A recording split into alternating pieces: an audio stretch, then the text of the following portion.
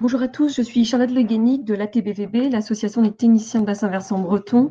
Donc, bienvenue à cette webconférence sur les techniques de fleurissement adaptées au développement durable. Donc, c'est Christine Amorondo du Conseil départemental des Côtes-d'Armor qui interviendra tout le long de cette webconférence. Je lui laisse la parole et je vous souhaite à tous de passer un bon moment. Merci.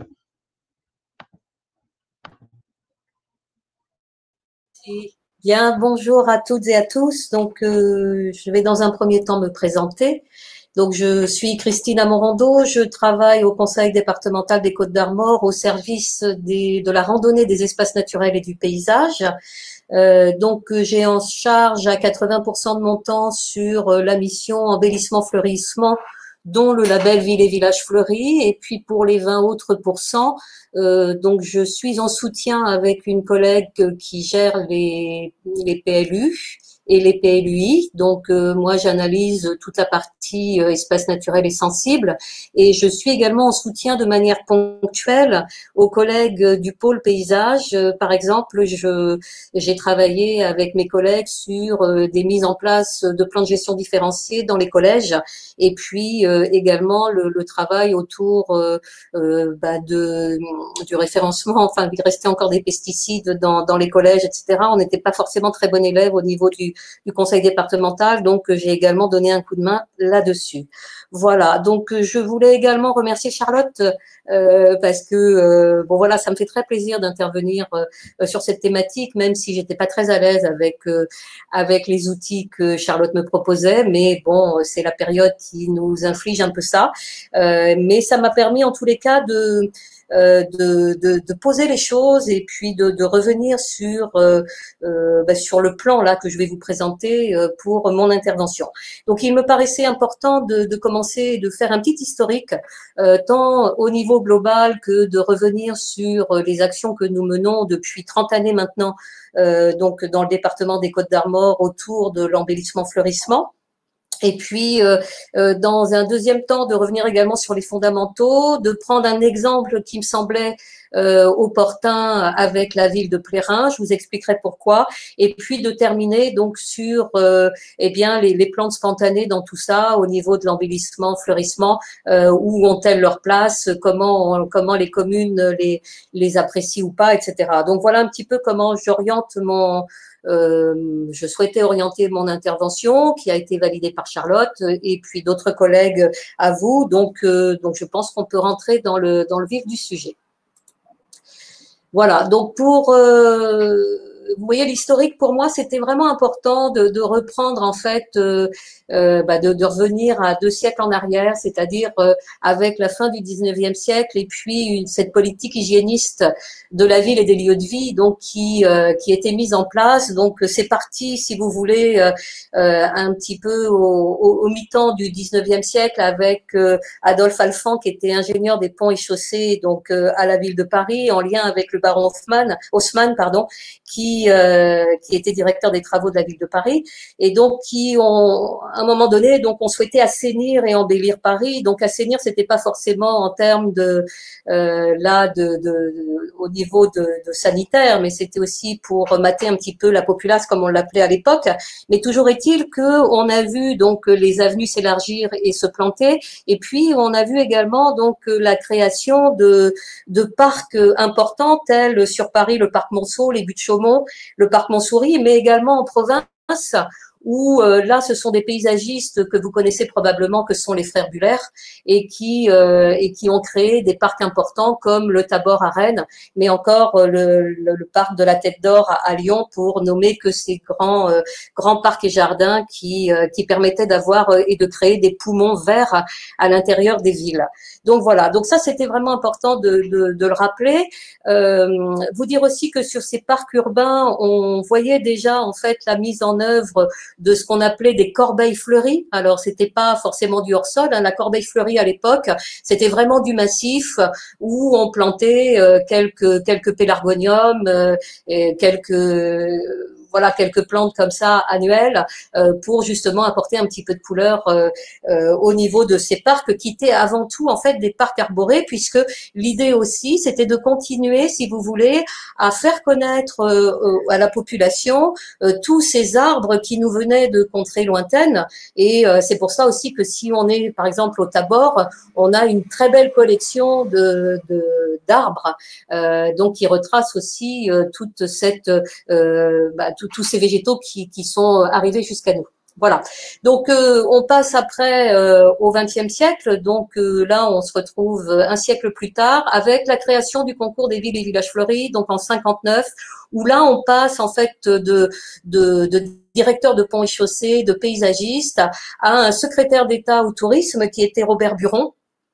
Et donc, qui a souhaité eh bien mettre en œuvre ces concours pour justement retrouver cette idée de bourg coquet. Donc, on était sur quelque chose là aussi de propre. Hein. Et puis, on est en pleine évolution de la société des loisirs et de la consommation. Donc, ça correspond aussi à tous ces déplacements que les gens font d'une manière globale. Et donc l'idée c'était aussi d'avoir les gares fleuries, les bourgs coquets, donc toute cette idée aussi liée au déplacement. Voilà. Donc, durant les années 70, on a bien vu l'accentuation de la notion de propre dans les communes, que ce soit dans les villes ou dans nos petites communes. On sentait bien qu'on tournait une page là et que tout ce qui nous était arrivé après-guerre, qui nous permettait justement d'être avec l'utilisation des herbicides, des pesticides d'une manière générale, eh bien, on était sur, voilà, on était très content de pouvoir avoir des bourgs propres, des fermes propres. Enfin, on était sur ces notions-là.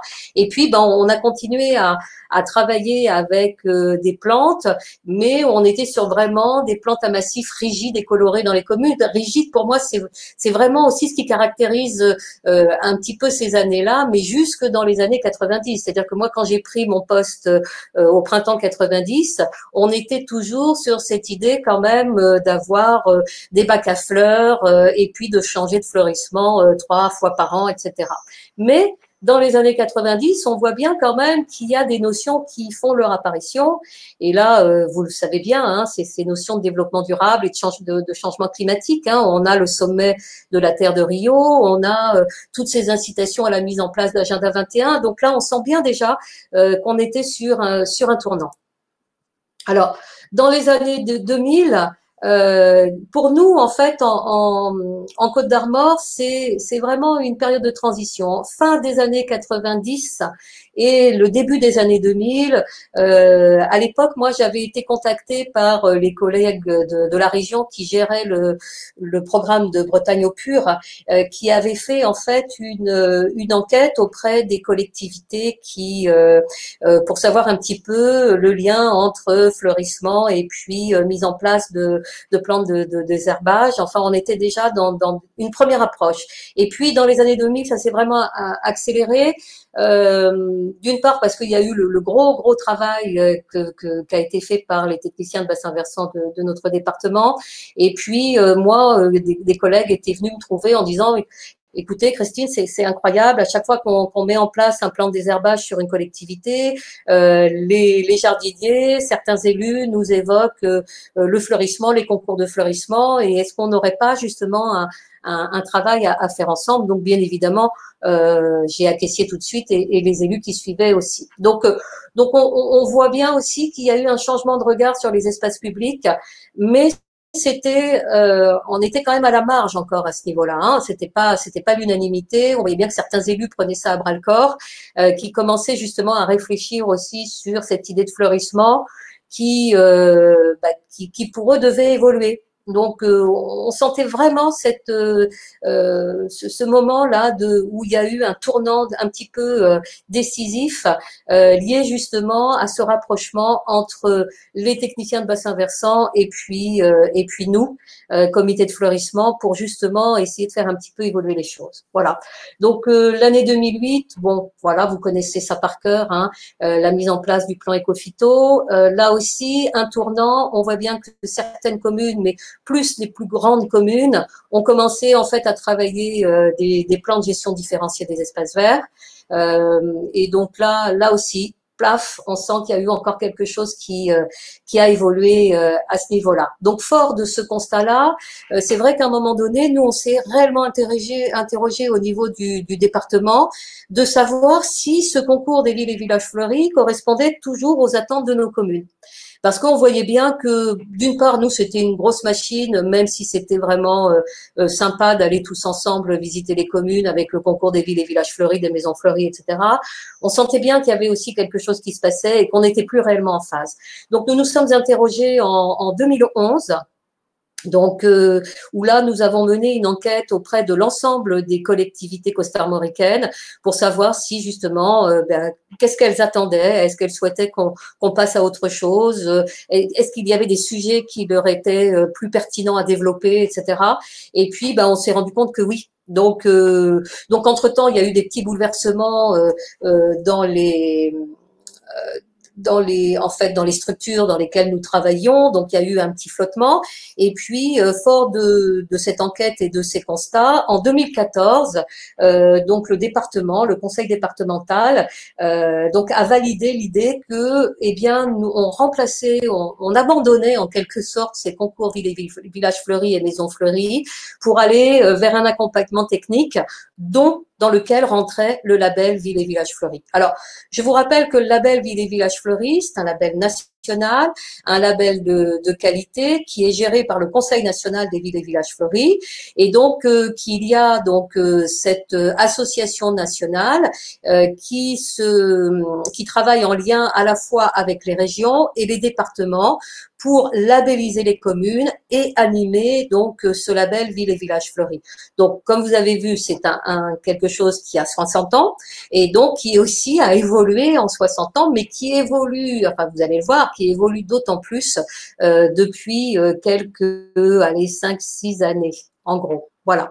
2017, un grand tournant aussi, mise en place de la loi Labbé, Joël Labbé. Et puis 2020, on y est. Donc cette pandémie qui a quand même aussi bouleversé les choses. Et puis ce sondage que j'ai trouvé et qui identifiait la chose suivante, c'est que nous étions dans des élections municipales et que 60% des Français, comme vous pouvez le lire, souhaitaient que les villes soient végétalisées et que les espaces paysagers soient la priorité numéro 1 des projets municipaux. Donc c'est pas rien. Là on sent aussi qu'on est, et on l'a bien vu avec les résultats d'hier soir, qu'on est vraiment rentré aussi dans quelque chose là qui devrait faire évoluer les choses de manière assez rapide. Alors, très rapidement, vous brossez comme ça une carte, la géographie de nos communes labellisées en Côte d'Armor. Voilà, donc c'est pas rien, on en a un certain nombre, dont 8 communes, 4 fleurs. Donc c'est vrai que nous on le sent bien depuis 2014 que cet accompagnement que nous avons mis en place porte ses fruits, c'est-à-dire que d'une part donc les Côtes d'Armor sont belles, jardinons naturels, c'est donc une mission qui est renouvelée chaque année, qui se base en fait sur des adhésions gratuites auprès de l'ensemble des communes des Côtes d'Armor. Ces communes en fait ont la possibilité d'adhérer et puis selon 3 formules. La première formule étant OK, on adhère, mais on ne souhaite pas aller vers le label Ville et Village Fleuris, mais on souhaite avoir un accompagnement technique de la part du conseil départemental, sachant que on associe régulièrement aussi les techniciens de bassin versant sur là-dessus. La deuxième formule est nous souhaitons aller vers le label Une Fleur. Voilà, donc et auquel cas on leur demande de motiver un petit peu le souhait d'aller vers ce label Ville et Village Fleuris Une Fleur. Et puis la troisième formule s'adresse aux communes qui sont déjà labellisées et on leur demande si elles souhaitent garder le label et si oui, si elles souhaitent évoluer et si elles souhaitent être accompagnées. Voilà un petit peu. Et puis 2 fois par an, nous organisons donc 2 rencontres techniques départementales où sont intervenus aussi des collègues de bassin versant, puisque nous évoquons à la fois des sujets plus environnementaux. On a traité donc les plantes, les espèces envahissantes et invasives. On a travaillé aussi sur le zéro phyto dans les cimetières, la place de l'arbre dans un embellissement communal, etc. Enfin voilà, on essaie d'avoir ces rencontres techniques qui rencontrent un franc succès puisqu'on a plus d'une centaine de personnes qui participent à ces rencontres techniques. Donc là, on verra si on peut faire quelque chose à l'automne. Bien entendu, on n'a rien fait au printemps dernier. Si on peut le faire à l'automne, on souhaiterait travailler autour de la thématique biodiversité et santé. Voilà. Donc pour nous, ça, c'est vraiment un tournant important, et on voit bien que cet accompagnement correspond aussi au cœur des demandes des collectivités. Alors, donc là, quelques exemples d'évolution des années 90 à aujourd'hui. Donc, comme je vous l'exprimais là pendant l'historique, on a vraiment été sur 20 ans de fleurissement classique, quoi. Alors, vous allez voir ce que je définis par classique, puisque après, je vous ai mis des photos avant-après, donc vous allez pouvoir vous rendre compte un petit peu. Et c'est vrai que les mises en place, en fait, progressives du zéro phyto ont vraiment remis en question l'approche du fleurissement. Ça c'est clair. Il y a eu plusieurs facteurs, en fait, qui ont fait ça. Une fois de plus, tout le travail qui a été mené par vous, et puis donc après aussi pour des raisons économiques, on voit bien que c'était lié aussi. C'était quelque chose que les communes ont eu l'impression quand même de revenir en arrière à un moment donné, et puis de retrouver la pinette, etc. Donc c'était un peu plus compliqué. Donc c'est pas à vous que je vais l'apprendre. Et puis il y a quand même un autre facteur qui est vraiment très très important. C'était quand même aussi les attentes de la population. Là, on a bien vu que vraiment la population attendait autre chose et était prête aussi. Alors pas partout, c'est-à-dire qu'on voit bien aussi que autant c'était vrai dans certaines communes peut-être de plus grande importance où il y avait une population qui était plus ouverte à la biodiversité, autant sur certaines communes, et on le voit encore, on est sur des pratiques très horticoles, malgré le fait qu'elles ont beaucoup travaillé sur ce zéro phyto. Mais il y a encore des différences, et je pense que ce sont des différences aussi sociétales, et puis et donc il faut pas perdre ça de vue, et qu'il faut y aller de manière progressive. Ça me semble toujours très très important d'être à l'écoute aussi de ce que sont les gens sur leur propre territoire. Je crois qu'on peut pas sortir de cela, et pour nous c'est aussi la part belle de cette mission que moi je peux mener en lien avec vous, c'est-à-dire que à un moment donné, notre mission c'est vraiment aussi d'être, enfin c'est ce que j'ai appris aussi au fur et à mesure de ce que j'ai exercé, c'est-à-dire que d'être au plus proche en fait des municipalités qui représentent la population, mais aussi des jardiniers, et de pouvoir comme ça être toujours en lien et de voir ce que l'on peut apporter, jusqu'où on peut aller, si c'est envisageable ou pas. Voilà. Donc, et puis il y a une autre donnée aussi qui est très très importante, et particulièrement depuis les années 2000, c'est quand même une forte augmentation des surfaces plantées et paysagères au niveau des territoires communaux. Alors on l'a bien vu, c'est-à-dire c'est l'expansion de ces communes, la mise en place soit de nouveaux lotissements, soit également de zones artisanales, etc. Donc là on a vraiment ici cette confrontation qui me semble aussi toujours un peu paradoxale, c'est-à-dire que on souhaite maintenir la qualité des espaces, mais on est toujours aussi sur le fil en matière de gestion de ces espaces. C'est-à-dire que les équipes ne sont pas exhaustives, les moyens ne sont pas exhaustifs, et pour autant on continue. Alors ça pose double question, c'est-à-dire que ça pose question aussi en termes de gestion de la part des équipes municipales et des équipes techniques, mais ça pose aussi une question, même si c'est hors sujet ce que je vais vous dire, ça pose aussi une question sur ce que l'on souhaite faire de la terre agricole et des surfaces agricoles, et qu'on continue aussi à être toujours sur du grignotage comme ça. Mais ça, je ferme la parenthèse. Et puis, il y a eu aussi un gros travail de formation et d'accompagnement des agents communaux, autant de notre part que par aussi, si vous voulez, les structures CNFPT, etc. On voit bien que il y avait une très grande attente de la part des techniciens pour se former aussi à ces nouvelles pratiques et techniques, et beaucoup sont allés se former. Voilà. Je regarde juste les petits trucs là pour savoir. Bon, voilà. Donc manifestement, il n'y a pas de questions. Donc je referme et je continue. Alors pour passer aux exemples d'évolution, Voilà, donc là, nous sommes à Étable-sur-Mer, qui est maintenant une commune nouvelle avec Binic. Pour autant, vous voyez bien, hein, les images sont parlantes d'elles-mêmes. Voilà, dans les années 90, on était sur ce type de choses. Les bourgs aussi, enfin ça, je ne l'ai pas mentionné, mais durant les années 90, on a eu tout aussi le plan fort, hein, ce qu'on appelait au niveau de la région pour refaire les bourgs au niveau urbanistique. On était quand même sur des choses extrêmement minérales, on le voit, hein, et donc pas question de faire, enfin on mettait quelques plantes à minima, mais on était vraiment sur quelque chose de, voilà, il fallait faire là aussi du propre, des choses faciles à entretenir, soi-disant, et voilà. Donc là, on était vraiment sur plusieurs fleurissements à l'année. Ça, c'est un fleurissement estival, donc on mettait des petites fleurettes aux pieds, on avait donc des suspensions, des jardinières, voilà.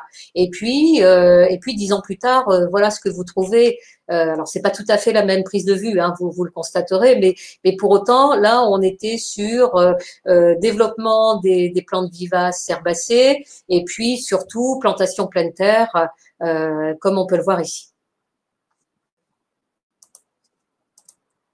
Alors, ça aussi, c'est caractéristique, hein, Saint-Brieuc, le boulevard Sévigné, donc vous savez, ce talus qui est à côté, enfin, à proximité du parc des Promenades, quand on rentre après le pont d'Armor, quand on rentre à Saint-Brieuc.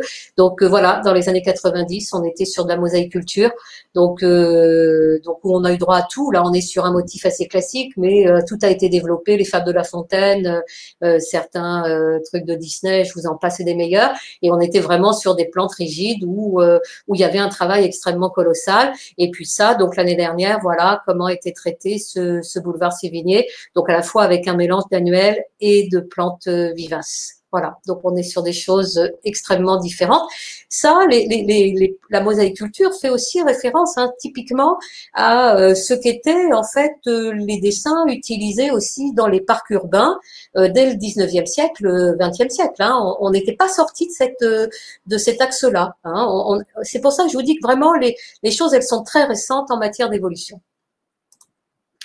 Louargat, voilà. Alors, je vous ai pas dit, Saint-Brieuc 4 fleurs, Binic Étable 3 fleurs et Louargat 4 fleurs depuis 2 ans. Donc là aussi, on voit bien, on était sur quelque chose de très, voilà, de très carré, très rigide dans les années même 2000, hein, ça. Et puis, donc il y a 2 ans, voilà, donc le réaménagement place de la mairie, plus du tout de jardinière. On est sur du fleurissement en pied de mur avec l'utilisation de plantes grimpantes. Et puis ici, donc place forte pour de la végétation pérenne, arbustive, vivace herbacée, et puis également quelques bulbes, avec simplement là une trame composée de plantes de plantes de saison, donc pour marquer vraiment l'entrée de la mairie. Voilà pour ces quelques exemples. Je regarde juste à nouveau. Ok. Donc pour continuer, ça me semblait aussi très important d'évoquer les embellissements, enfin d'évoquer les fondamentaux de cet embellissement. Voilà ce sur quoi nous reposons aujourd'hui en fait nos appuis techniques et nos accompagnements aux communes lorsqu'elles nous demandent à la fois d'être sur un accompagnement technique sans aller vers le label, mais également celles qui souhaitent aller vers le label ou qui sont déjà labellisées. Alors quelquefois c'est compliqué, hein, parce que ça veut dire qu'il faut remettre énormément de choses aussi en question. Hein, donc c'est pour ça qu'il faut y aller aussi progressivement et une fois de plus être très à l'écoute des uns des autres. Donc l'idée pour nous, c'est vraiment d'arrêter de faire du coup par coup, ce qui était quand même aussi l'usage à un moment donné, c'est-à-dire que comme on voulait embellir, fleurir, eh ben on avait un petit espace, pouf, on poquait une jardinière ou on poquait un bac ou on mettait quelques fleurettes, etc. Ça vraiment, je crois que c'est la meilleure façon d'aller dans le mur que de travailler comme ça et qu'il faut vraiment réfléchir à fait à un plan global communal d'embellissement et avec ce raisonnement-là, eh bien, ça nous permet aussi derrière d'être en capacité de réfléchir à la gestion des espaces paysagers. C'est-à-dire que à partir du moment où on a cette définition générale des espaces, on aura aussi cette définition générale de gestion de ces espaces. Voilà. Donc, pour arriver à faire cela, eh bien, il faut un projet politique fort. C'est-à-dire qu'à un moment donné, il faut que la municipalité, il faut que les élus sachent ce vers quoi ils veulent aller et pourquoi ils veulent y aller. Et donc, il faut bien évidemment, dans ce cadre-là, que ce soit un travail collectif où, avec ce projet politique, soient associés les agents et la population. Ça ne peut fonctionner que si il y a ce trinôme en fait. Hein. Alors c'est vrai que la population quelquefois c'est un peu compliqué, mais on voit bien qu'il y a des exemples aussi de communes qui ont bien réussi, mais parce que c'est un mode de pensée aussi. Alors on pense à Trémargat tout de suite, hein, nous en Côte d'Armor, où on voit bien que à Trémargat c'est vraiment un élan comme ça de la population qui a travaillé autour de son embellissement, mais parce qu'il y a déjà une démarche comme ça de réflexion collective, ce qui n'est pas toujours le cas. Mais en tous les cas, déjà, si on a le binôme élu et agent, on a déjà quelque chose de solide. Et puis, le quatrième point, c'est que eh bien là, on travaille sur du vivant, et c'est sans doute ce qui a manqué aussi dans les premiers programmes forts en fait qui ont été développés en Bretagne, c'est-à-dire que comme partout ailleurs où le végétal comptait un petit peu pour c'était la dernière chose que l'on mettait en place, et par conséquent, ça coûtait pas très cher, c'est ce qui coûte toujours le moins cher, contrairement à ce qu'on veut bien nous laisser penser. Et donc, à partir de cela, on préférait mettre de la bordure, du truc gros, quoi, hein, qui coûte de l'argent en quelque sorte et qui se voit. Et comme ça coûte de l'argent, ben là, on sait de quoi on parle. Mais c'est vrai encore maintenant, même si ça tend si certains ont une réflexion qui est un peu plus adaptée. Et puis, comme on pense vivant avec les plantes, elles sont en lien direct avec le sol et le climat. Donc ça, il faut pas l'oublier. Et on voit bien en fait aujourd'hui, avec toutes les contraintes de réchauffement climatique et d'artificialisation des sols, que c'est vraiment des données qu'il faut que plus avoir à l'esprit. Ça, c'est évident qu'on ne peut plus raisonner sans ces données-là. Et le cinquième point que je voulais aussi aborder dans ces fondamentaux, c'est que d'une manière globale, nous aujourd'hui, on propose aux communes d'utiliser leur sol si elles le souhaitent, par rapport là aussi en fait à leurs données un petit peu sociologiques de leur territoire. On sait qu'il y a de la population qui est encore attachée à ça, mais de manière parcimonieuse. Et quand elles peuvent s'en débarrasser, qu'elles s'en débarrassent pour vraiment être sur du plein terre. Et puis il y a un point pour moi qui est vraiment essentiel aussi, c'est que on a souvent mis de côté ce vocabulaire de jardinier. C'est-à-dire qu'on l'a souvent remplacé par agent, alors même si c'est des définitions en fait territoriales, hein, des collectivités territoriales, mais on a quand même essayé de mettre de côté, oui, je pense qu'on a mis de côté un petit peu cette idée de métier de jardinier, alors que je pense qu'il est utile aujourd'hui de le perpétuer. Voilà. Alors, qui dit jardinier dit effectivement approche jardiniste, hein, c'est-à-dire on est sur des notions comme ça on est plus aux côtés du jardin que d'espace naturel. Pour autant, ce métier de jardinier, moi, il me semble important de le perpétuer, ne serait-ce que pour avoir une bonne connaissance des plantes. Parce que on le voit bien aussi avec le tournant qui est pris aujourd'hui, c'est-à-dire que quand on mettait en place, par exemple, pour vous donner un exemple, quand on mettait en place des plantes un peu rigides, annuelles pour l'été, eh bien, c'était du prêt à planter, c'est-à-dire qu'on plantait nos petits bégonias d'oseiller d'Inde, qui étaient assez simples, on les arrosait, on leur donnait à manger, et puis hop, ça roulait pendant tout l'été. Aujourd'hui, l'idée même de travailler une gamme de plantes beaucoup plus exhaustive, et puis d'aller justement sur des plantes vivaces herbacées, demande une bonne connaissance de plantes, parce que on va le voir après au travers d'images que je vais vous montrer, ces plantes, elles évoluent. C'est-à-dire qu'à un moment donné, le massif que vous avez mis en place une année 1 ne sera pas sans doute le même en année 2 et encore moins en année 3. Et qu'il faudra avoir des interventions aussi sur ces massifs, pas seulement pour rajouter du compost, pour ajouter du paillage, mais également donc pour aller voir comment les plantes se positionnent dans les espaces. Donc ça, ce sont des choses intéressantes aussi à avoir à l'esprit. Je regarde. Alors, Christine, y a-t-il eu des enquêtes réalisées pour certaines communes pour connaître l'avis, le ressenti des habitants sur l'évolution de l'embellissement? Alors,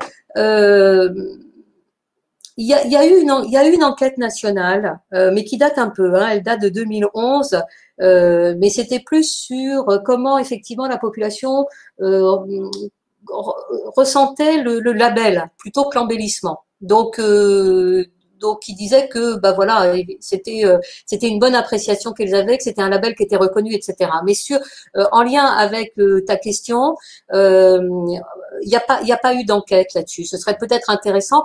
Après, je pense que ça pourrait être aux communes de le faire aussi, parce que moi, à mon niveau, je vois pas trop comment toucher aussi les populations en question, mais je pense que pour certaines communes, ce serait sans doute un travail intéressant de le faire. Et le lien avec le plan de gestion différencié, alors pour te répondre, Marilène, vous me direz hein, si ça correspond à vos attentes, hein, les filles, par rapport à mes réponses. Le lien avec les plans de gestion différenciés, on voit bien que euh, aujourd'hui, par rapport à la population, en tous les cas, moi, ce sur quoi j'insiste là-dessus, c'est que euh, en tous les cas, les plans de gestion différenciés se mettent en place. Et ça, je pense que c'est vous aussi qui travaillez ça avec les communes. Et ça passe toujours, dans un premier temps, par la tonte différenciée. C'est-à-dire que on est loin d'un plan global de gestion différenciée. Voilà. On est vraiment le démarrage, c'est la tonte différenciée. Et puis, ce que vous aviez suggéré les uns les autres aussi, c'est-à-dire que pour travailler ça, il y a toute la plantation de bulbes extensifs pour le plein temps qui permet justement de démarrer les tontes plus tardivement, la mise en place aussi de prairies fleuries, même si ça c'est quand même quelque chose qui est de plus en plus contesté aussi par rapport à la biodiversité. Donc voilà, mais ça démarre toujours comme ça et on voit bien que les lacunes quand même, et ça je pense qu'on aurait un travail à faire là-dessus ensemble, ça reste l'information que les municipalités pourraient passer auprès de la population par le biais de leur site internet, par le biais de leur bulletin municipal. Et donc là, on voit bien que ce sont des choses qu'elles oublient. Alors, soit parce que c'est quand même quelque chose qui prend du temps aussi, soit parce qu'elles n'y pensent pas. Voilà, moi j'étais sur une commune là la semaine dernière, et donc on voit bien que c'est vraiment quelque chose qu'elles oublient facilement d'informer la population sur ce qu'elles mettent en place. Voilà. Voilà pour ça. Je ne sais pas si ça correspond à ce que vous attendiez. Pour Isabelle, oui. Oui, je pense qu'Isabelle, ce serait un projet à travailler ensemble pour le proposer aux communes. Ouais, complètement. Je continue.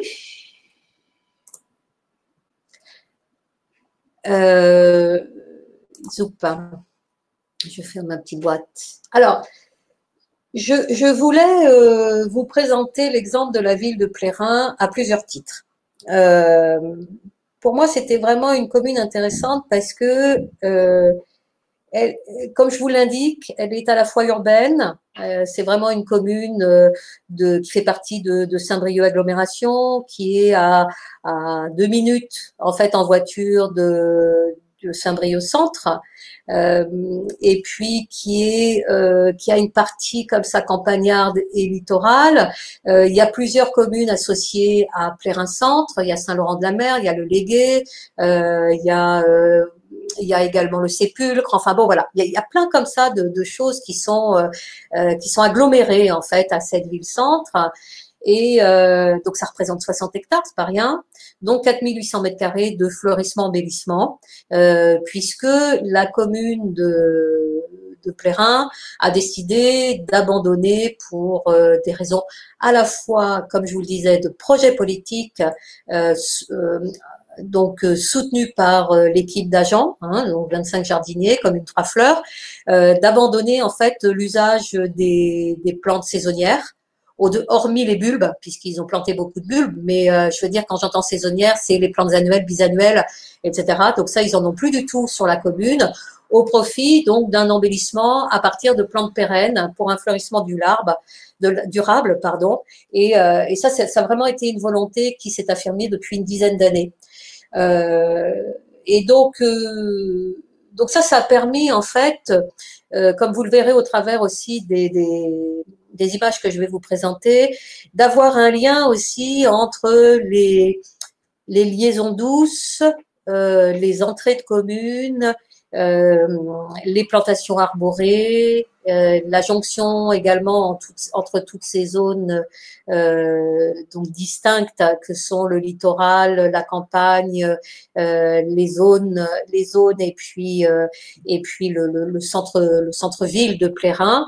Alors même si c'est pas parfait, mais je trouvais que ça donnait enfin voilà, il y avait du sens. Et ce qui me semble moi aujourd'hui important aussi dans ces mises en place d'embellissement, c'est de trouver le sens qu'on veut donner à cela. Voilà. Donc en fait, en résumé, qu'est-ce qui a permis d'assumer de travailler un embellissement avec des plantes pérennes, d'avoir un vaste choix de plantes.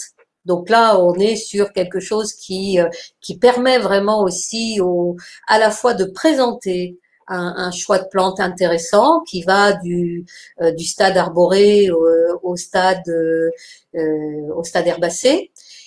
Donc ça c'est important à la fois pour les jardiniers et pour la population, d'avoir des plantes moins gourmandes en eau et en intrants, donc ça aussi, de retrouver des niches écologiques parce que ça c'était vraiment aussi une politique que la commune souhaitait développer, de travailler que sur de la pleine terre et sans bâche. Parce que ça, pour nous, c'est un gros problème encore dans les communes. Hein. Et on voit bien que toutes les communes qui ont planté sur bâche pour faire des économies de temps, etc., se retrouvent aujourd'hui avec des aménagements qui sont extrêmement vieillissants, avec des plantes qui fonctionnent pas du tout, et puis avec des jardiniers qui sont abattus parce qu'ils se rendent compte que ce qu'ils avaient mis en place il y a quelques années, eh bien ça ne leur laisse pas du tout de temps supplémentaire pour faire autre chose, bien au contraire, puisque les bâches vieillissent, les plantes sont maigrichonnes, et puis l'herbe qu'ils souhaitaient réguler absolument pour que ce soit encore à nouveau propre, eh ben passe toujours par les interstices laissés par les bâches qui vieillissent. Donc voilà, donc eux sont vraiment partis sur des plantations sans bâches. Ils ont aussi travaillé sur cette idée d'unité aussi, même si on est sur des paysages totalement différents. L'idée c'était d'éviter les ruptures paysagères. Et puis ils ont un plan global de gestion différenciée des espaces paysagers, et puis ils sont avec l'adoption comme ça justement de ces plantes, ils sont sur des interventions ponctuelles. Et c'est vrai qu'ils sont aussi, vous verrez, sur des lieux parfois un peu dangereux pour intervenir, hein, où il y a beaucoup de passages de véhicules. Mais néanmoins, l'idée aussi, c'était de réduire les interventions. Et puis, ça a permis, in fine, de donner du sens au métier de jardinier. Et donc ça rejoint aussi ce que je vous disais tout à l'heure. Alors, quelques données comme ça, dont la source est liée aux éditions du Moniteur, qu'avait repris justement Hervé Kosler, qui est le directeur de l'unité paysage de la ville de Plérin. Voilà, donc quelques notions pour que vous vous rendiez compte en fait ce que ça donne quand on travaille en fait sur des plantes annuelles et plantes bisannuelles, et quand on passe en fait en plantes vivaces et hautes nourricières. Donc voilà, des ratios en fait d'utilisation de plantes. Donc là, c'est clair qu'on est sur des ratios et des différences en termes de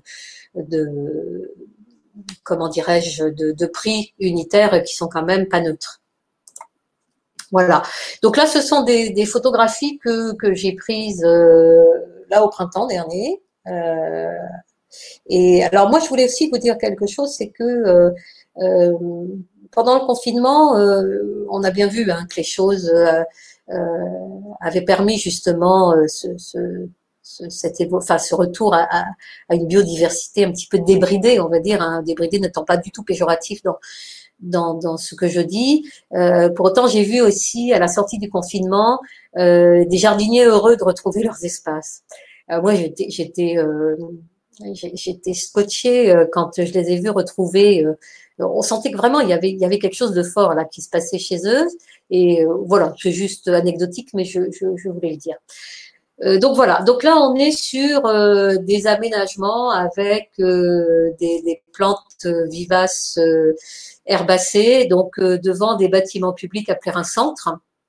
Donc là on est devant la mairie, avec des massifs qui sont installés là depuis une dizaine d'années, où on voit bien que ça a pris sa place. Hein. Donc là, on est sur des plantes classiques hein, qui fonctionnent bien, donc des géraniums vivaces, des iris, des euphorbes, du perovskia, de l'origan. Enfin bon voilà, mais il y a quelques pivoines aussi. Là, on le voit pas, donc ce qui est assez surprenant en fait aussi dans des aménagements comme ça. Mais bon, c'est vraiment un massif qui vit plusieurs fois dans l'année, autant avec on voit bien la texture, la structure des plantes, hein, des formes quand même plus ou moins. C'est ça aussi l'idée, hein, d'avoir des plantes qui structurent bien l'espace avec des plantes qui sont comme ça arrondies, d'autres un peu plus érigées, d'autres un peu plus en panicule, etc. Donc on a des plantes structurantes de l'espace aussi. Hein. Donc voilà. Ici aussi, hein, donc on voit bien avec que des plantes, donc des petits polygonums, des œchères à feuillage pourpre, donc tout un comme ça un usage de plantes qui caractérise un espace. Alors, ce qu'il faut pas perdre de vue aussi, et c'est pour la deuxième, surtout cette diapositive-là. Moi, j'avais photographié, et ça aurait été intéressant, mais j'ai pas retrouvé ma photographie de vous mettre. Ça, c'est un espace qui est proche de l'église de Plérin-Centre. Et donc, moi, je l'avais photographié il y a 3 ans. Et en fait, quand je l'ai photographié là cette année, il ressemble pas du tout en fait à ce que j'ai photographié il y a 3 ans. Mais je trouve que c'est ça aussi l'intérêt, c'est-à-dire qu'à un moment donné, et ben voilà, les espaces, c'est ce que je vous expliquais tout à l'heure. Les espaces sont des espaces évolutifs, les plantes on travaille avec du vivant, et par conséquent, il faut aussi accepter que ces espaces évoluent et qu'à un moment donné, ben, il peut y avoir un trou, et puis qu'on va replanter, et puis etc., etc. Donc ça, c'est vraiment aussi une notion qui change complètement le sens même de l'embellissement. C'est-à-dire qu'on aurait eu ça en plante annuelle, voilà classique, eh ben on aurait eu quelque chose qui aurait vécu sa saison, mais qui n'aurait pas vécu dans le temps. Voilà.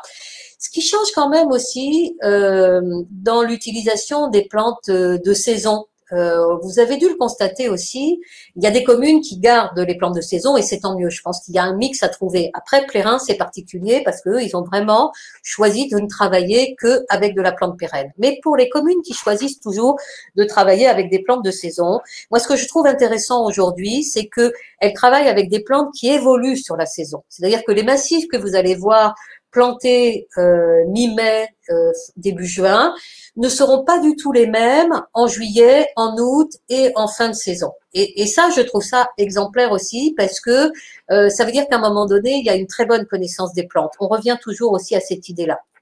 Voilà, je ferme la parenthèse. Là, donc, c'est sur un accompagnement de voirie, donc toujours en allant vers Plérin-Centre, où on voit bien qu'on est sur des plantes érigées, donc forbes, mais quelques goras, mais également sur des plantes tapissantes, hein, des régérons, du népéta, donc également donc un petit peu de, je vais perdre les noms, je vous les citais tout à l'heure, de polygonum, voilà. Donc voilà, donc plantes tapissantes un petit peu en extérieur de massif, ce qui permet aussi là d'aller un petit peu sur l'espace piéton, et puis plantes plus érigées à l'intérieur, et puis on voit bien qu'il y a des tuteurs, donc il y a plantation aussi arborée à ce niveau-là. Toujours si on continue donc sur les accompagnements donc de voirie au niveau de Plérin, là on est au niveau du rond-point donc du centre commercial Leclerc avec la chambre d'agriculture, etc. Donc là on a un rond-point extrêmement passant avec moi ce que je trouve intéressant ici, c'est que on voit bien que la mise en place de plantes arborées et bien structure l'espace. C'est-à-dire que on a vraiment un ensemble de strates là. On est sur des plantations arborées, des plantations arbustives, et puis des plantations donc là plus de vivaces herbacées avec des plantations également en alignement. C'est aussi ça qui fait l'intérêt en fait d'un embellissement réussi entre guillemets, c'est d'avoir justement cette jonction entre ces différents éléments. Alors, voilà, ces différents éléments paysagers. On est sur de l'espace prairie, on est sur, une fois de plus, je me répète, mais sur des plantations arborées, arbustives, etc. Et ça, la réussite, elle se voit, c'est-à-dire qu'à un moment donné, on voit bien quoi, pouf, ça fonctionne. C'est-à-dire que c'est lisible et ça se lit vraiment dans ces aménagements paysagers. Alors, on trouve aussi, hein, vous le voyez, des valérianes hein, qui sont peut-être, alors je n'en sais rien, venues s'installer comme ça d'elles-mêmes, qui sont un petit peu vagabondes ou pas, je n'en sais rien, je peux pas vous le dire, mais en tous les cas, on voit bien qu'on n'est pas sur quelque chose de statique.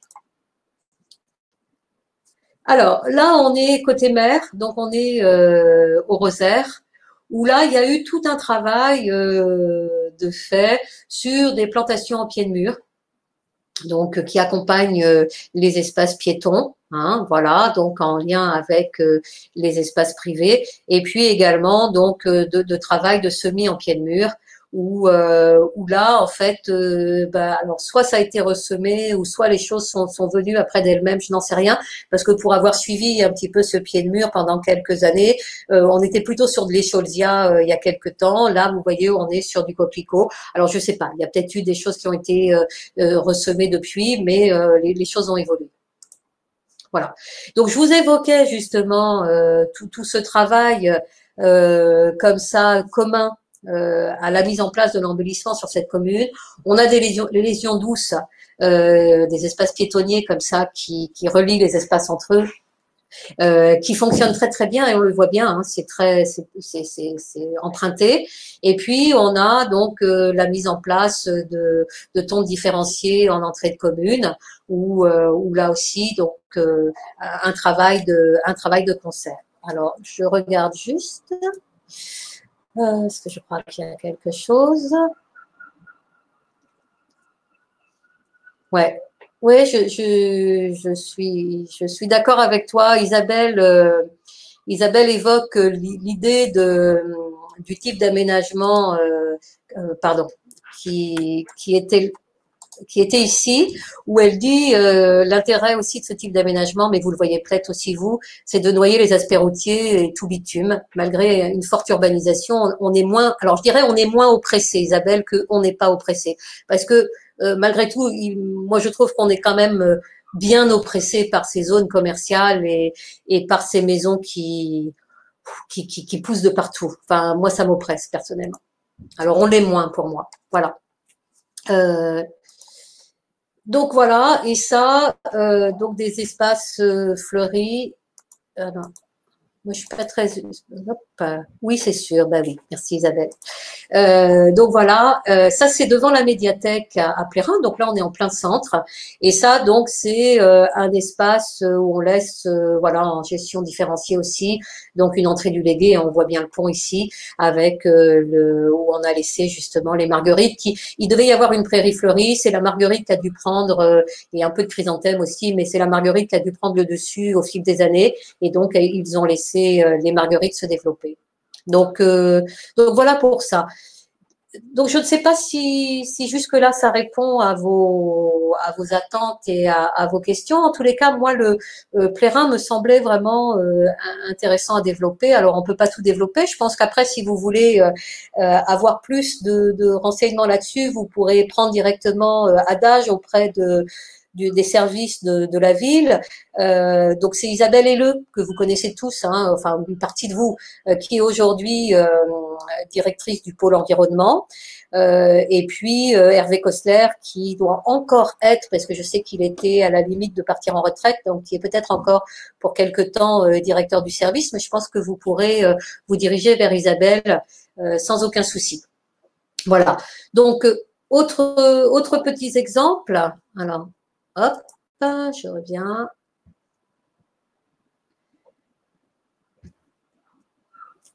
Ouais, alors effectivement, pour répondre, Marilène, à ce que tu dis, beaucoup de communes veulent des jardinières.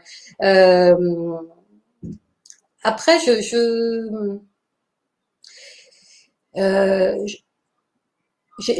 pense que ça, enfin, je pense que ça évolue quand même. C'est-à-dire que là aussi, amener les communes à aller voir d'autres communes qui ont justement et sont justement vers une autre forme d'embellissement, ça fonctionne assez bien. il y a toujours l'aspect. Alors, ce qui a été aussi, en fait, pour répondre à ce que tu dis, ce qui a été aussi, en fait, un frein à l'arrêt des jardinières, c'est que beaucoup de communes ont mis en place des arrosages localisés. Et par conséquent, pour eux, c'est la panacée. Et comme elles ont mis en place ça, ça leur permet aussi de dire, bah, voilà, nous, on est équipés techniquement. Donc, même s'il y a un changement climatique, on est capable de répondre à ça. Donc, certes. Donc, après, je pense qu'il faut, c'est pour ça que je disais qu'il faut utiliser leur sol de manière parcimonieuse. Là aussi, il faut vraiment être sur de l'identification euh, de comment je dirais de jardinières et de bacs sur des choses en fait où il faut vraiment leur dire attendez ça coûte cher quoi, c'est vraiment des choses qui coûtent très cher et on peut peut-être faire des choses différentes sans investir dans des bacs et des choses comme ça, voilà. Après, je pense qu'on a encore, comme je le disais en introduction, on a encore des communes qui sont attachées à ça parce que la population a besoin de s'identifier à un embellissement de cette forme-là. Donc les choses, elles vont se mettre en place progressivement et il faut être à l'écoute. Alors c'est-à-dire qu'il faut être à la fois force de proposition et rester à l'écoute. C'est-à-dire qu'on peut pas passer du tout au tout. Voilà. Oui, pour aller visiter des exemples, ben oui. Voilà. Donc là, on est sur une commune de l'ouest du département, une petite commune labellisée Deux Fleurs, qui est très zénith. Voilà. Et donc là, c'est une dame qui est jardinière, qui est à mi-temps, et puis qui, bah, voilà, qui laisse aller, qui laisse aller son les choses. C'est-à-dire que, bah, d'une part, elle n'a pas beaucoup de temps, d'autre part, elle aime les plantes et donc, ben, elle laisse faire. Elle laisse faire et ça, je trouve que c'est plutôt intéressant comme exemple. Roscoff, moi, ça m'avait vraiment intéressé. Ça a été pris l'année dernière quand je suis passée à Roscoff. C'est une commune 4 fleurs. J'ai vraiment été intéressée par le travail qu'ils ont fait avec leurs plantes. D'une part parce que c'est une ville côtière et que le jardinier a bien su adapter les plantes à cette situation. Et je trouve que là aussi, hein, il faut pas perdre ça de vue. On est vraiment nous en Bretagne sur des communes qui sont sur des territoires géographiques vraiment différents. Donc à un moment donné, on est sur zone côtière, on est sur zone plus continentale quand même, hein, quand on est en centre-Bretagne. Voilà, on a vraiment, nous, des choses, on a un climat qui est quand même, et des zones géographiques qui sont vraiment particulières quand même, hein, dans notre territoire breton. Voilà, donc je trouvais vraiment intéressant le travail qu'ils ont pu faire sur leur gamme végétale sur Roscoff. Et puis Saint-Brieuc, où vraiment là ils sont aussi sur des réfections, donc commune 4 fleurs, ils sont sur des réfections de lieux. Là c'est un rond-point donc dans un quartier où ils utilisent comme ça donc des plantes qui sont extrêmement intéressantes parce que même si quand elles sont défleuries, eh ben elles sont toujours intéressantes, donc elles peuvent être dans le temps comme ça vraiment. Vraiment dans le temps, elles peuvent bien fonctionner. Et puis là, c'est un espace à côté de l'église Saint-Michel qui a été complètement repensé, qui était là aussi un espace où les gens ne se posaient pas forcément. Là, il y a des bancs et puis il y a tout un travail en plantes vivaces herbacées qui est à la fois magnifique parce que je crois qu'il faut pas qu'on perde de vue non plus cette notion de beau. Voilà, c'est pas parce qu'on passe à autre chose qu'on n'est plus sur cette notion de beau. Et moi, je trouve que c'est un espace qui est particulièrement réussi et doublement réussi puisque les usagers se le sont accaparés. Et ça, je peux dire que quand les usagers, quand même, à un moment donné, quand les usagers fonctionnent, c'est-à-dire que les usages évoluent, c'est-à-dire que qu'on voit des gens qui sont plus sur un espace public, etc., bah, c'est qu'on a gagné quelque chose. Donc voilà. Pour continuer l'intervention, donc je voulais faire un petit pan là-dessus aussi, hein, et la flore spontanée dans tout cela. Donc on voit bien, hein, par rapport aussi à tout ce que je viens de développer, que les plantes spontanées, elles ont été bannies des espaces publics pendant très longtemps. C'est-à-dire que le tout propre, fallait pas qu'on voit des plantes qui venaient qui venaient sur notre trottoir. Donc aujourd'hui, on voit bien qu'elle retrouve petit à petit son droit de cité, même si c'est encore compliqué, mais néanmoins, voilà. Et puis je pense que moi, je craignais un petit peu justement le déconfinement en me disant, oh là là, les gens, ils vont vouloir du tout propre. Et puis on voit bien que, bah non, c'est pas vraiment la logique qui est développée et que bon, je pense qu'après les gens ils avaient aussi d'autres préoccupations en tête et que bah là aussi le regard c'est adapté. Je pense que le regard c'est ça aussi. À un moment donné, on s'adapte aux choses hein, et le regard apprécie aussi sans doute cette évolution. Voilà. Donc l'impulsion, elle s'est faite aussi bah, de la part des municipalités. Hein. On a quand même certaines municipalités qui depuis longtemps sont dans cette pas se laisser aller, mais en tous les cas, voilà, on retrouve comme ça les plantes spontanées un petit peu dans les collectivités. Et c'est aussi lié à tout le travail qui a été mené depuis une quinzaine d'années, hein, en lien aussi avec vous. C'est-à-dire qu'on voit bien que les semis en pied de mur, enfin toutes ces choses-là qui ont été développées contribuent aussi à cette acceptation. Et puis il y a la population toujours aussi hein, qui est là. Et puis toutes les actions et l'accompagnement des structures, donc ce dont je viens de vous parler. Et puis également les organismes. Hein, je pensais au programme Acceptaflore qui là aussi fait avancer un petit peu les choses. Alors moi j'en ai discuté avec mes collègues aussi de cette idée-là parce que moi je travaille avec des collègues qui sont plus en lien avec les espaces naturels. Donc moi j'aime bien avoir le regard aussi là-dessus. Et puis j'ai eu une anecdote d'un collègue que je trouvais belle, que je voulais vous relater, qui est cette idée aussi de plantes voyageuses. Ça, je crois qu'il ne faut pas qu'on perde ça de vue non plus. Hein. C'est-à-dire que les plantes, elles ont toujours voyagé et elles continueront de voyager. Alors après, il y a des plantes qui sont plus volatiles et plus résistantes et plus envahissantes les unes que les autres. Mais je pense que cette notion quand même de plantes voyageuses, il faut surtout pas l'occulter. Et il me donnait cette anecdote que je trouve très belle, hein, qui est la luzerne le long de la route de la soie, comme je vous l'ai indiqué, pour alimenter les chevaux célestes originaires d'Asie centrale. Voilà. Et ça, voilà, je trouve que c'est à la fois poétique et puis tellement vrai. Après, il y a toutes ces plantes aussi obsidoniales, hein, qui sont ces plantes liées au conflit, qui ont été apportées par ces conflits. Alors là, on est sur quelque chose de beaucoup moins poétique, mais qui ont aussi ces plantes qui ont voyagé, hein, comme le géranium des prés, le panico géant, etc. Toutes ces invasions militaires allemandes, françaises, russes, donc au moment du début des conflits du XXe siècle, qui ont aussi fait voyager ces plantes. Et puis, je mettais aussi cette idée de plantes envahissantes et invasives, point d'interrogation, et les plantes de notre quotidien. Voilà, j'ai laissé des points d'interrogation à un moment donné parce que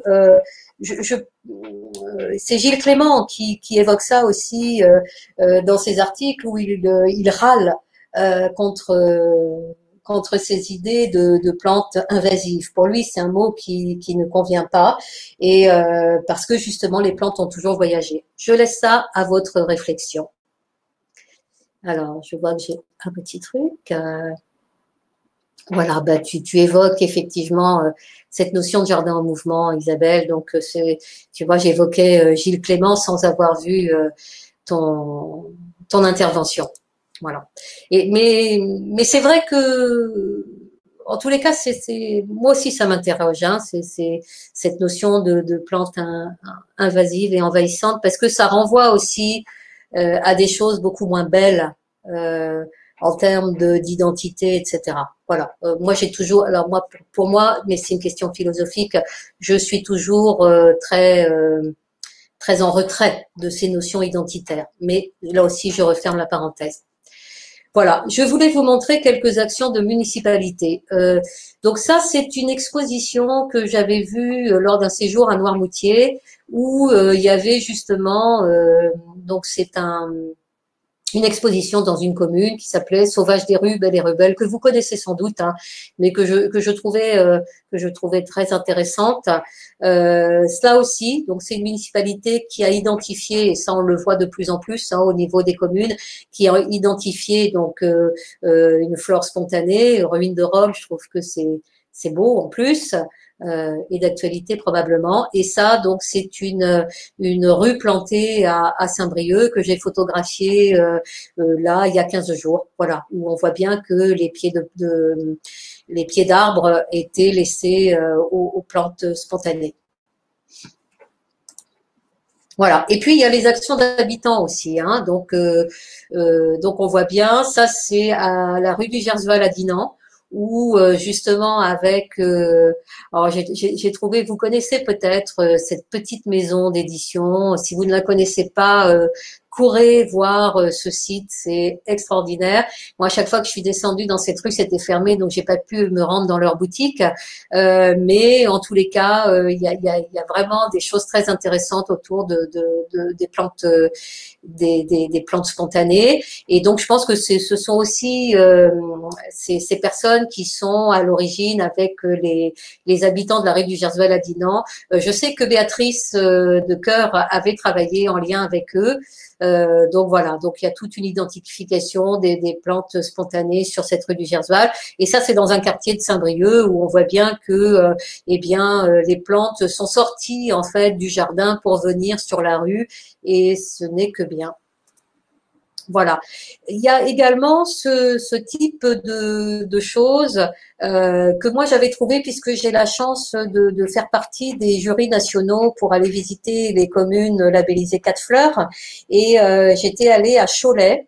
Et donc ça, c'est un document de travail qui a été réalisé en lien avec le CPIE Sèvres et Bocage et le CPIE Loire-Anjou. Donc, à l'attention des agents, des jardiniers de la collectivité de Cholet.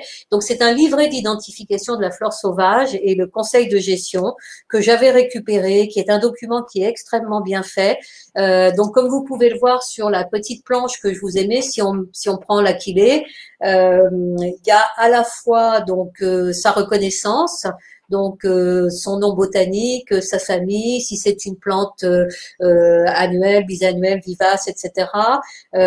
Son l'identité aussi au niveau du sol, ses multiplications, est-ce que c'est une dissémination par le vent, est-ce que c'est par système racinaire, etc. Et ses propriétés et donc ses intérêts. Donc voilà, en l'occurrence là c'est une plante mellifère, médicinale reconnue, etc. Et puis sa gestion. Voilà. Donc il y a il y a un certain nombre de planches. Donc il y a la cardamine hérissée, la carotte sauvage, le gaillet-gatron, la grande berce, la morelle noire, la vergerette, les crépides, la grande chélidoine, les laitrons, les linaires, la luzerne, le lotier, le millepertuis, les pissenlits, les oxalides, les renoncules, les pourpiers, les sensons, et puis ceux qui sont moins spontanés mais qui sont quand même intéressantes, qui sont alors les valérianes, voilà. Mais on retrouve aussi les liserons, les mourons, etc., etc. Et donc ça c'est particulièrement intéressant parce que chaque agent a ça à sa portée dans le véhicule, et quand ils sont en gestion de l'espace, eh bien ils peuvent s'y référer. Voilà. Et donc, si vous êtes intéressé par ça, je pense que le mieux serait que vous preniez adage auprès de vos collègues des CPIE qui ont travaillé là-dessus. Voilà. Et donc, pour terminer, parce que je pense que je suis à peu près correcte dans les temps, je n'ai pas mis une conclusion parce que voilà, j'ai mis des réflexions conclusives parce que j'ai participé en fait à vous savez, Plantécité a mené aussi plusieurs webinaires pendant les périodes de confinement, et donc la directrice, il y a eu toute une enquête qui a été faite sur biodiversité et confinement, les pratiques des communes. Donc vous avez dû avoir les résultats de l'enquête aussi là-dessus. Je trouve assez pertinent ce que dit la directrice de Plantécité. Donc voilà, où on voit bien qu'on est toujours, je pense qu'on est toujours en évolution par rapport aux considérations environnementales, par rapport aussi à tout le travail que peuvent mener les municipalités et puis j'ai perdu les services techniques, etc. Je pense qu'on va encore évoluer, ça c'est évident. Donc je trouvais que c'était assez intéressant donc d'avoir son regard, et puis d'avoir également un regard parce que les concepteurs et puis les horticulteurs s'interrogent aussi. Pour eux, ça a été assez dramatique quand même la période de confinement. Donc, je pense qu'il y a une grosse remise en question aussi sur les palettes végétales. Je sais qu'il y a quand même eu beaucoup de choses qui leur sont restées sur les bras. Il y a quand même aussi des communes qui là vont être sur un curseur différent. Donc, ils sont en train de travailler aussi sur l'évolution de la palette végétale. Donc, c'est clair que la notion de biodiversité est aussi dans leurs esprits, pour voir comment faire travailler un petit peu cela. Et donc pour eux, il me semble que, enfin en tous les cas, il leur semble que qu'il faut pas opposer plantes indigènes et plantes exotistes, et qu'il faut être sur là aussi un curseur qui soit sans dogmatisme, parce qu'on a, moi je vois bien aussi, on voit bien que dans ces moments comme ça, un petit peu particuliers, il y a des choses qui ressortent, qui pourraient ressortir d'une manière plus fortes les unes que les autres, et je pense que sans être dans le consensus, qui me semble pas être quelque chose de bon, le consensus me semble toujours quelque chose de mou, pour autant, il me semble important d'affirmer les choses, mais de pas être forcément dans une opposition systématique qui pourrait justement exacerber certaines pratiques. Voilà, les amis, ce que j'avais à vous dire. En tous les cas, je vous remercie pour votre attention. Je remercie à nouveau Charlotte, parce que moi, ça m'a vraiment permis de faire un travail que je pense être un petit peu un travail de fond, mais là, vous me direz, et puis de faire des retours en arrière. En tous les cas, moi, de me permettre aussi de me positionner par rapport à cette évolution que j'ai pu constater depuis quelques années en Côte d'Armor. Voilà, merci beaucoup.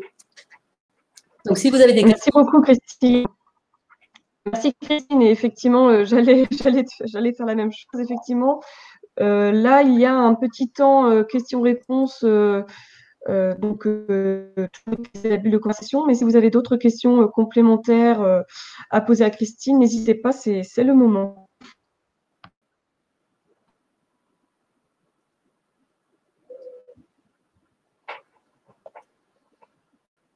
Et à la limite, vous pouvez utiliser le micro, je pense. Vu qu'on n'est pas nombreux, je ne pense pas qu'il y aura trop d'interférences.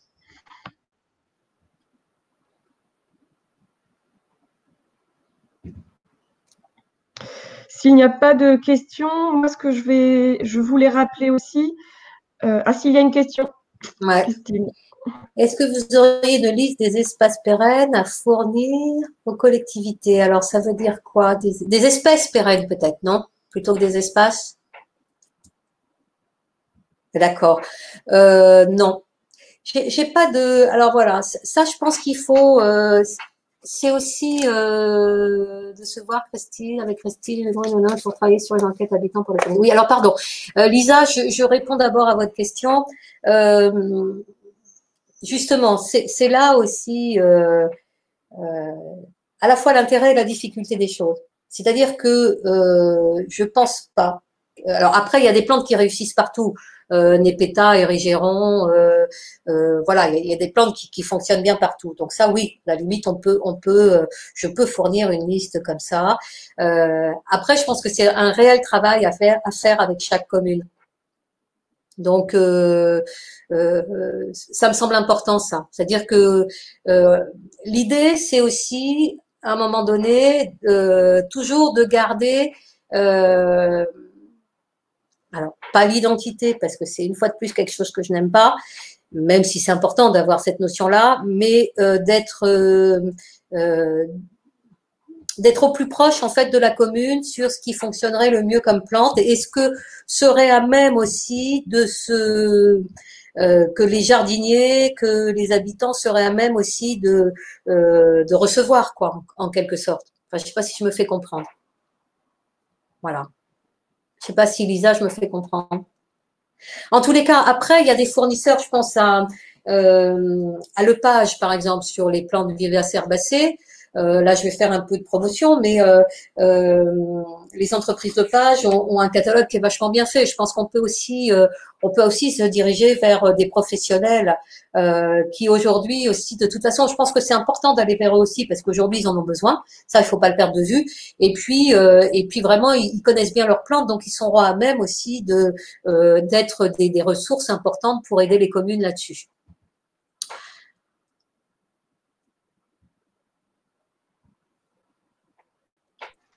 Est-ce qu'il y a d'autres questions? Et vous pouvez désactiver le micro pour parler exceptionnellement, si vous voulez.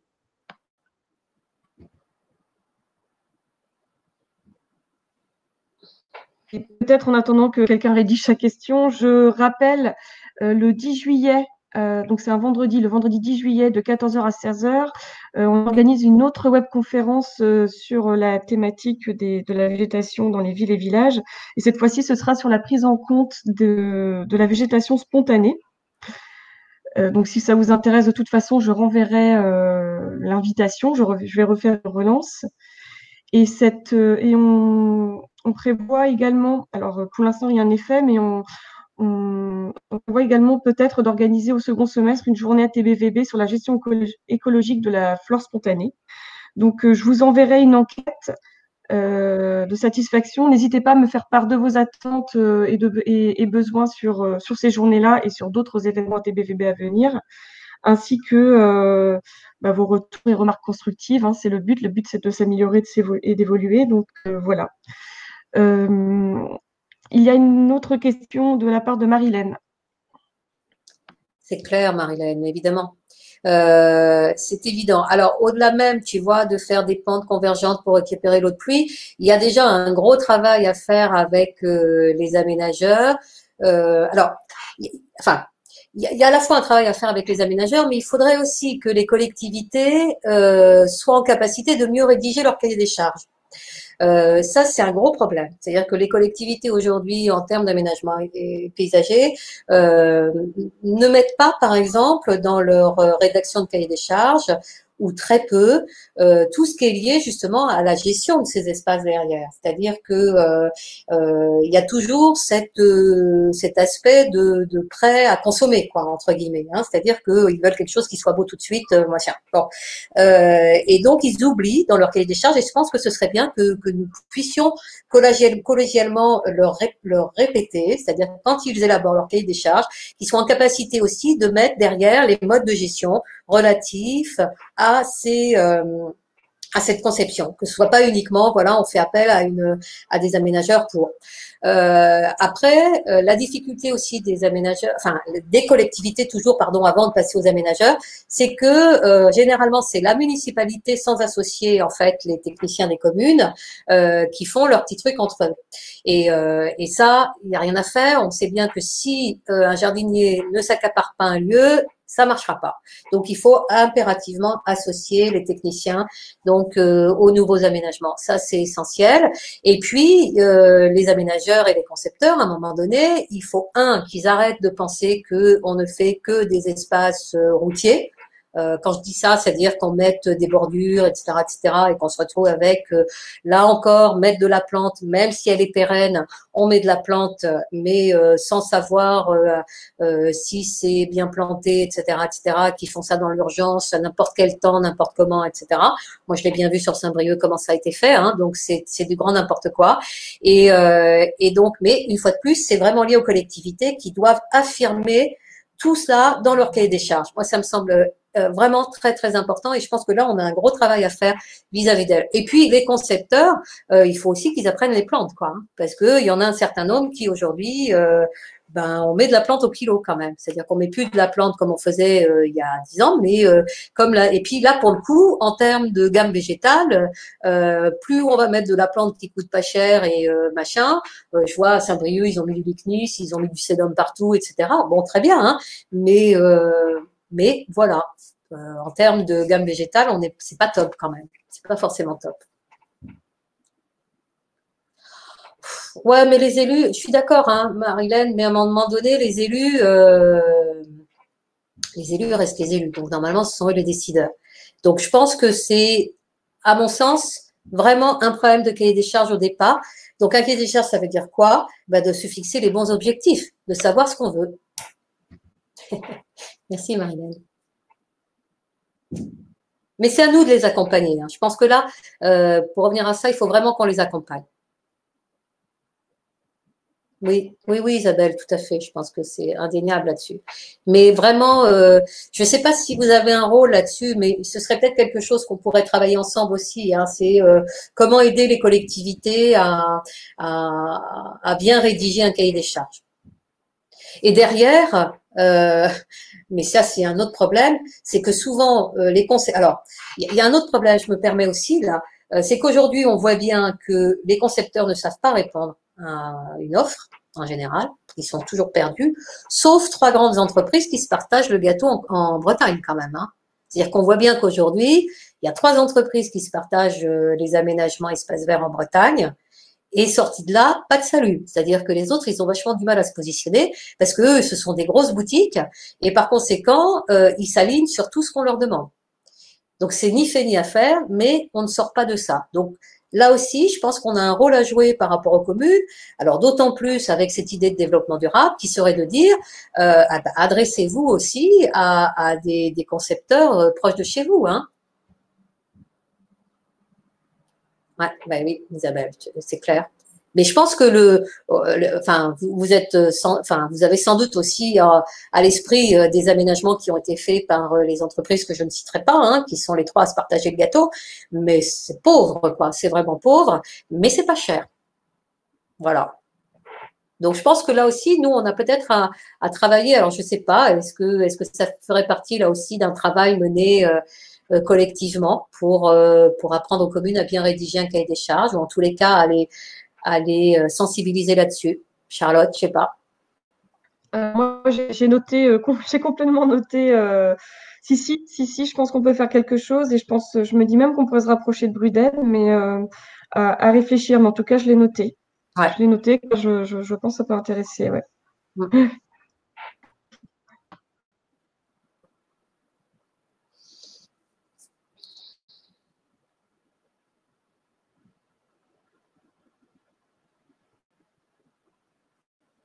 Je vous mets, moi, dans la bulle de conversation. Oui. Ouais. Vas-y, Christine.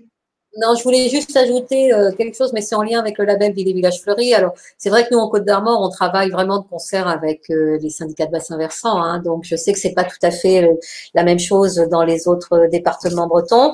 Néanmoins, sachez, enfin, pour information, que la commission régionale de labellisation, donc qui est basée au comité régional du tourisme, a décidé cette année qu'il ne passerait pas, donc lié aux contraintes sanitaires.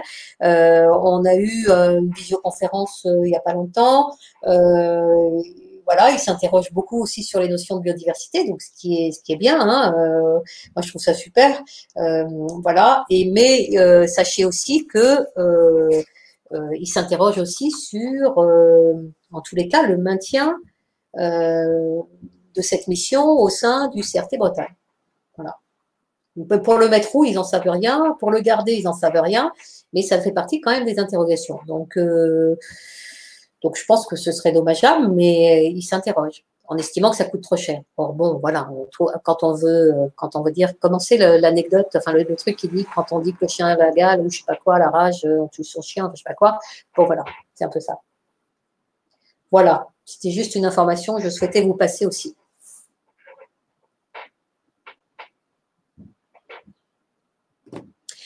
Complètement, Isabelle, complètement. Et nous, on le voit bien parce que nous avons mené une enquête justement sur l'attractivité du label avant le confinement auprès des communes labellisées, et on mène un travail actuellement avec Côte d'Armor Destination pour savoir, puis on va mettre en place un petit comité technique pour avancer là-dessus, pour aider les communes justement à mieux identifier cette attractivité et voir comment ils pourraient travailler là-dessus. Oui, je pense que, alors d'autant plus, Isabelle, avec ce qu'on a vécu, c'est-à-dire qu'on voit bien qu'il y a plein de gens qui a priori vont venir en Bretagne cette année, plein de tourisme de proximité, etc. Donc oui, je pense qu'on a vraiment tout intérêt à maintenir ça. Mais bon, après, c'est pas de notre ressort.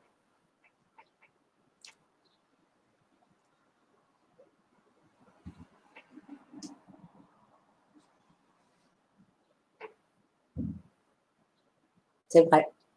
C'est vrai, c'est vrai.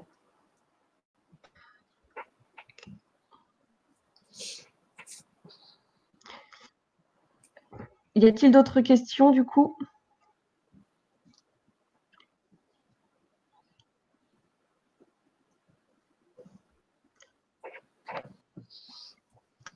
S'il n'y a pas d'autres questions, je vais vous envoyer, enfin, je vous laisse rédiger, hein, n'hésitez pas, mais sinon, je vous envoie, je mets sur la bulle de conversation, mais je vous enverrai aussi par mail l'enquête de satisfaction pour que vous puissiez nous faire part de vos besoins et de vos retours concernant la webconférence et concernant d'autres questions aussi à poser à Christine ou des choses qu'on peut faire ensemble par la suite.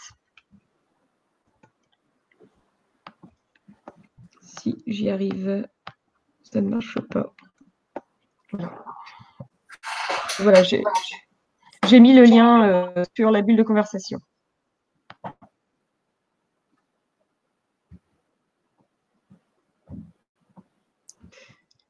J'ai l'impression qu'il n'y a plus de questions.